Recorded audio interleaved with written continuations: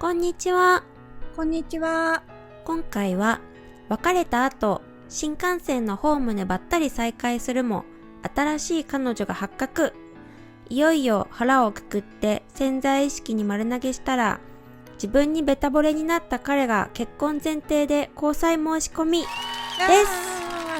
せーの。おめでとうございます。いやー、もうタイトルですごいのがわかりますね。はい、わかりますよね。今回はですね、同じ人と2度復縁してる人なんですよ。なんかもうその時点ですごいね。よっぽど好きだったのかな。まあそうですね。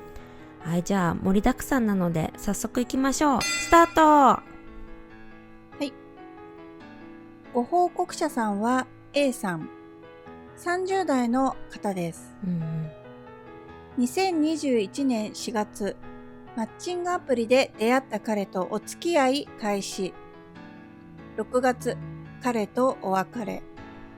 同時期に褒め連動画に出会う。7月、駅のホームで偶然再会したのを機に復縁。1度目の復縁。2022年6月、彼が実家の会社を継ぐために関東と関西の遠距離恋愛へ。11月、結婚を前提に交際を申し込まれ復縁。はい。2021年は6月に一度別れて、翌月復縁してるんだね。はい。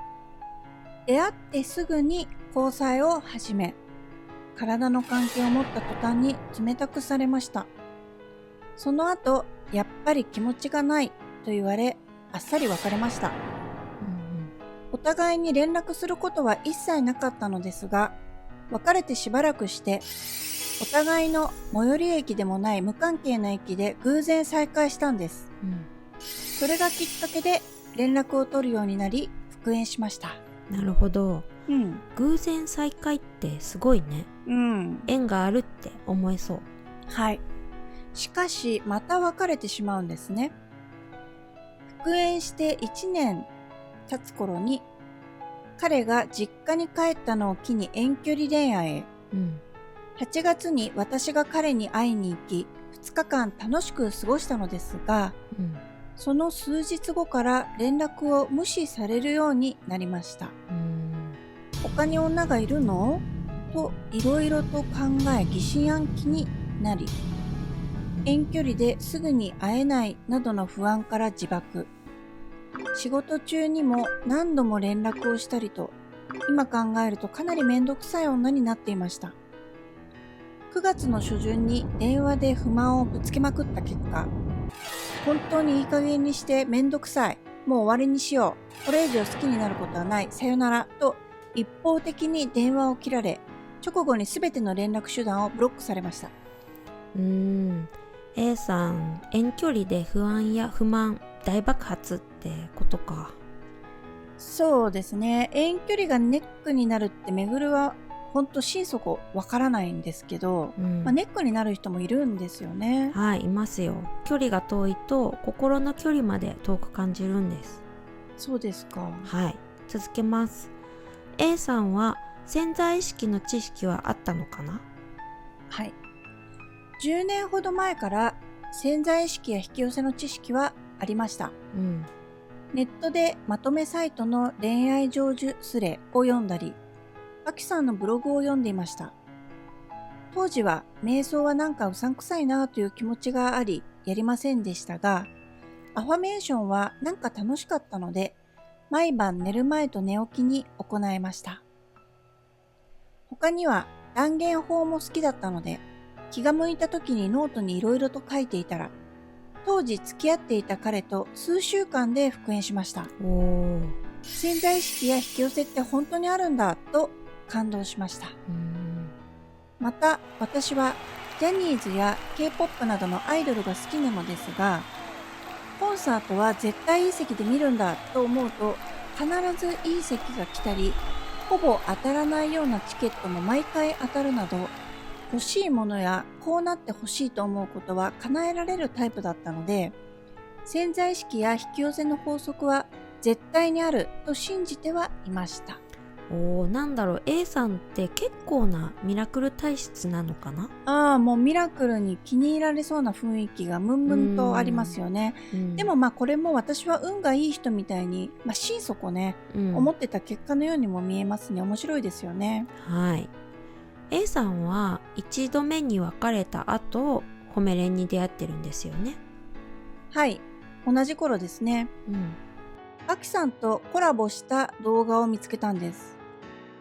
バキさん本当に実在したんだとびっくりしました。レジェンドだもんね。はい。A さんのお気に入りの動画などはあるのかな？はい、3つ挙げてくれました。A さんお気に入りの動画その1、復縁成就関連報告動画のすべて。この中でも、復縁&プロポーズ報告、別れて10ヶ月、幸せな私がベースだと気づいて願望実現の A さんは、自分と少し境遇が似ていたこともあり、かなり参考になりました。続いて、A さんお気に入りの動画その2、潜在意識で復縁するなら腹くくれ。復縁したい人は全員が見るべきですね。もう一つ、A さんお気に入りの動画その3、彼もあの人もあなたの思い通りに振る舞ってくれているだけ？この動画はかなり見ました。じゃあ彼のことも私のことが大好きで仕方ない彼に設定しちゃえばいいんだと腑に落ちて勝手に設定した結果、本当に3ヶ月後には私のことが大好きで仕方ない彼がやってきました。すごいね。潜在意識で復縁するなら腹くくれは本当にそう思います。だって腹くくるしかないんですからね。はい。あとね、ライトな感覚があるのもいいですね。私のことが大好きで仕方ない彼に設定しちゃえばいいんだみたいなね。こんな風に A さん言ってましたよね。このぐらいの感じでいいと思うんですよね。はい、本当そうなんですよね。A さんは思いはどのように設定してたのかな？はい。私は彼の最愛と思いを決め、そこからは絶対に動きませんでした。そして私は彼に愛されて当然の人間。今起きているすべてのこと、いいことも悪いことも全部叶っている証拠と自分の世界を都合よく設定していました。まさに一歩も動くんじゃねえの動画を実践してるレベルの凄さですね。何が何でも動かない。まさに腹くくってたんですね。そうですね。でももちろんエゴは出たんですよ。思いを決めてもすぐに丸投げはできたわけではなく、エゴは出まくりでした。そう思うからそうなると分かってはいても、ぐるぐるとネガティブなことを考えることが多く、2度目に別れた直後は毎日不安で悲しくて辛くて、夜も眠れなかったり、仕事にも集中できずでかなり苦しかったです。ですが別れて1ヶ月後ぐらいに何か大きなきっかけがあったわけではないのですが、もうこんなところにずっととどまってうじうじ悲しんでる自分は嫌と強く思う瞬間がありました。これまで恋愛だけがなかなかうまくいかず、また嫌な想像が叶ってしまった、もう嫌だと心底この現実が嫌になり、潜在意識は万能だっていうなら自分の未来も潜在意識で都合よく変えてやる、これは実験だと決めて本格的に実践し始めました。連絡先も全ブロックだったので潜在意識しか頼れるものがなくなったんです。やれることは全部やったし、私の幸せが彼と一緒にいる未来なら、そのうち宇宙潜在意識がその最高な現実を運んできてくれるに決まってる。私のことを溺愛しまくる彼がやってくるはず。潜在意識は万能だし私の味方。私は絶対不幸になんかならないから大丈夫。世界イコール私なら、私はこの世界をめちゃくちゃ愛してやる。そしたら私がめちゃくちゃ愛される世界が展開されるはずだ。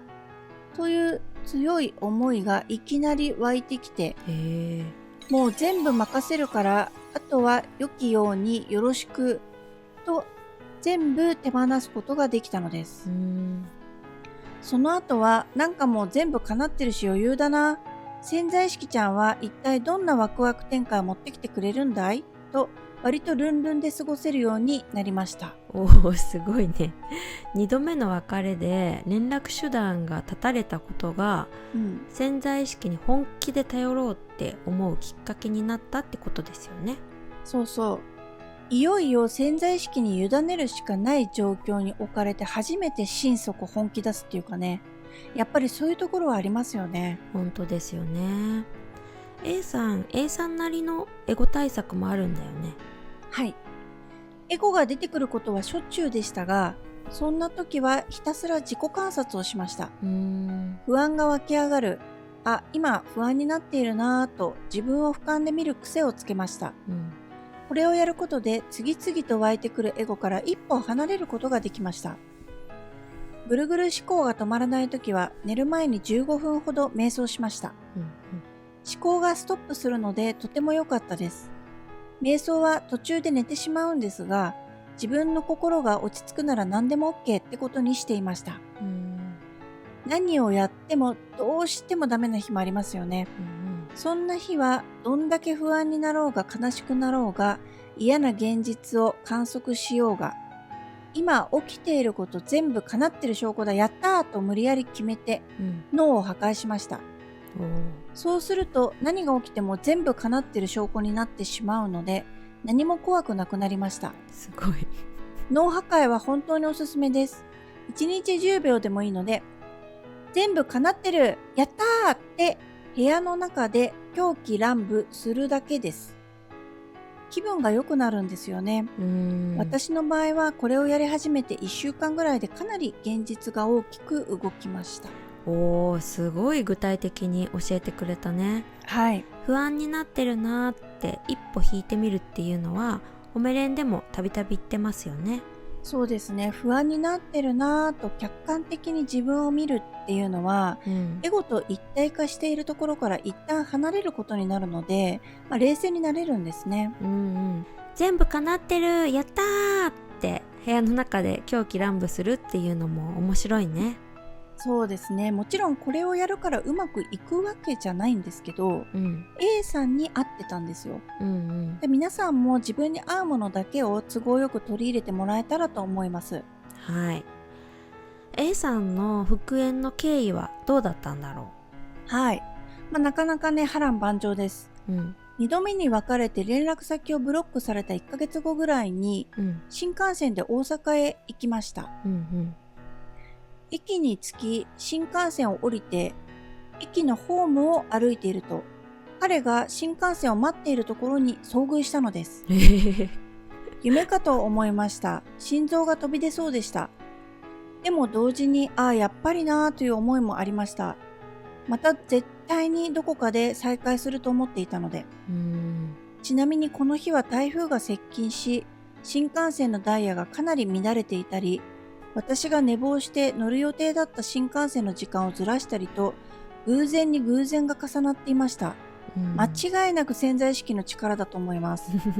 このチャンスを逃すわけにはいかないと意を決して声をかけると、彼もかなり驚いていましたが、ストーカーしているんじゃないかと疑われました。だって前もこんなことあったよね、と一度目に別れて偶然駅で再会した話をされました。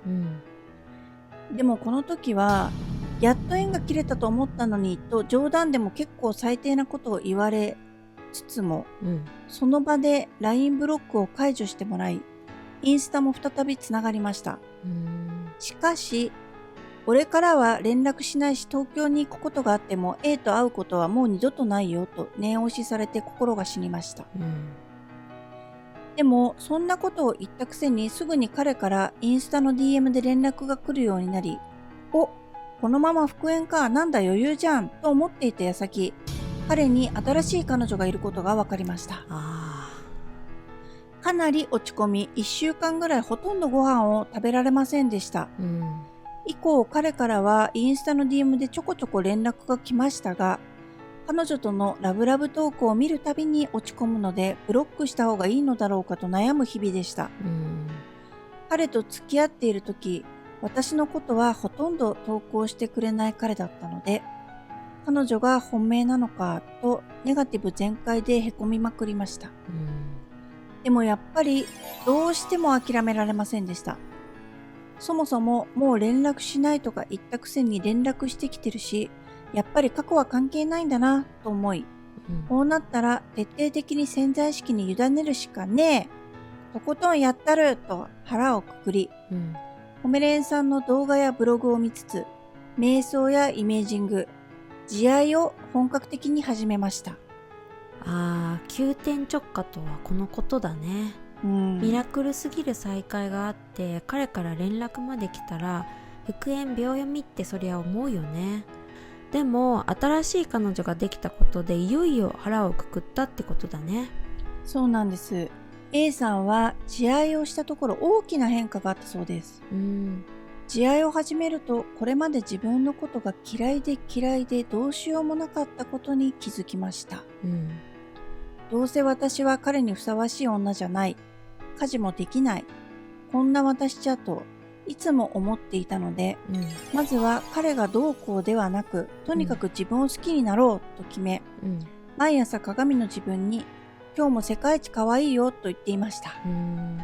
自分に自信がついてきてからは、彼に溺愛されている私という設定で生活し、自分の中に私を超溺愛している彼を作り出し、毎日話しかけていました。自分が彼に復縁交際を申し込まれるまでのストーリーを勝手に脚本みたいにして、携帯のメモに書き殴ったりしていました。楽しかったです。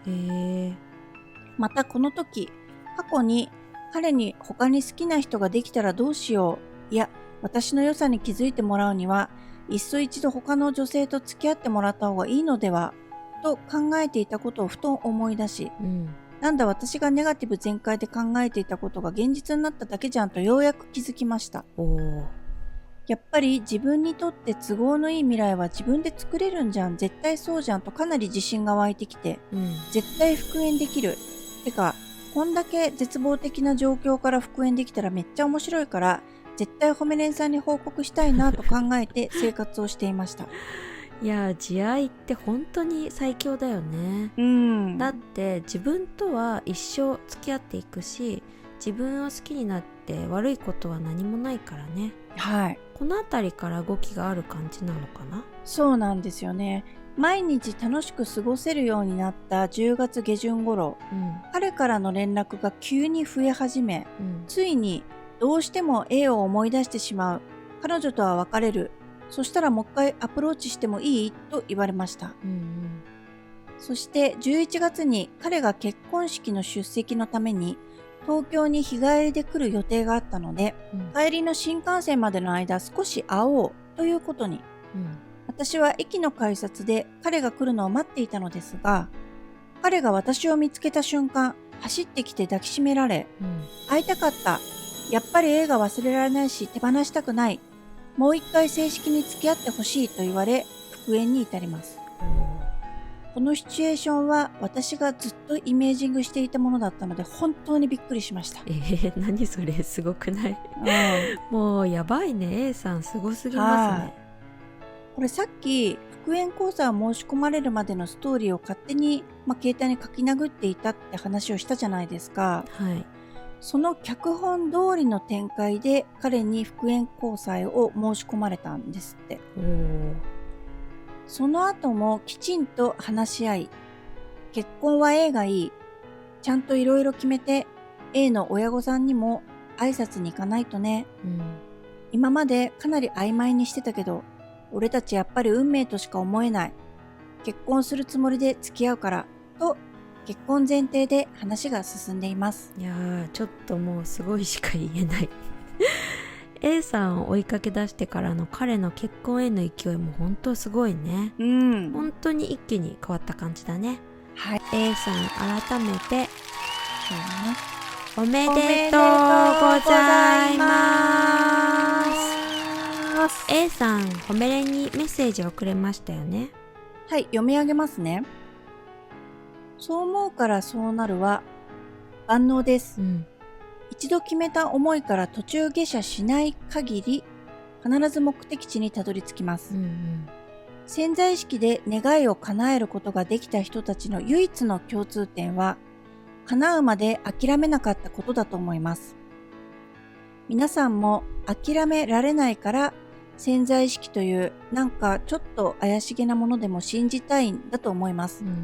私もそうです。絶対に欲しい未来があるから絶対に手に入れる。自由自在に未来は作れる。それができることを私は知っていると、とにかく自分はできると信じることが一番大切です。私も自分が見たい現実、未来を自分で決めました。そして意図した通りに手に入れました。皆さんにもできます。心底この法則を信じればできます。願いを手放すのが怖いなら、とりあえずポイって空に投げるふりでもいいので、空にポイしてみてください。そしたらそのうち潜在意識という宇宙に届いて、ある日突然ポンと欲しい現実が目の前に届けられます。なんで、どうしてはどうでもいいんです。なんかよくわかんないけど全部うまくいってるし、願った時点で叶ってる、そういう法則なんだと信じるだけです。私はこれからも潜在意識を使いこなしながら自分の好きな未来を作っていきます。皆さんも自分を信じてサクサク願いを叶えまくりましょう。ここまであっさりと願望実現できたのは絶対にめぐるさんといるるさんのおかげです。本当に感謝です。私の話が誰かのお力になれれば幸いです。はい。叶うまで諦めなかった。途中下車しなかったってことですね。もうすごくここが響きましたね。本当ですね。決めた思いから動かず、いちいちのエゴに振り回されているうちに思いを諦めてしまう人も多いと思うので、もうそうではなくて大丈夫なんだからっていうのを、A さんの言葉を通して実感してもらえたらと思いますね。本当ですね。はい。今回の報告動画も確実にたくさんの人のヒントになりましたね。